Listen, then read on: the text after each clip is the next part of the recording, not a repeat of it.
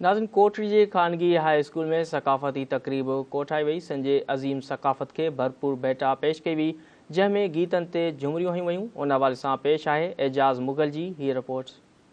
नाज़रीन, कोटड़ी के साइड ब्रोई चौक वाले इलाके में खानगी फातना एक्सीलेंस हाई स्कूल में मुझी सिंध मुझो शान सिंध जी नसर अडावत के अज़म के सिरे हेठ सकाफ़ती तकरीब कोठाई वही है। तकरीब में स्कूली शागिर्दनि उस्तादनि वालिदैन सकाफ़ती वेस परे पिण वॾी अंग में शिरकत कई है।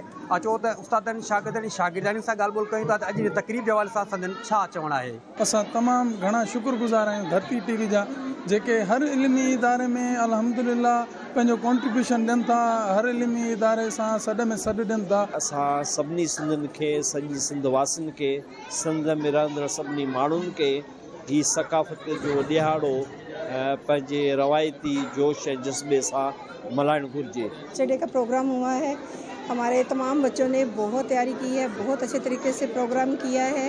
काफ़ी दिनों से बच्चे जो हैं उनके लिए समझिए कि आज एक ईद का दिन था और हम उनकी ईद कभी भी ख़राब नहीं करते। हर तरफ स्कूल्स में प्रोग्राम हो रहे थे तो बच्चों ने कहा कि हम भी प्रोग्राम करना चाहते हैं।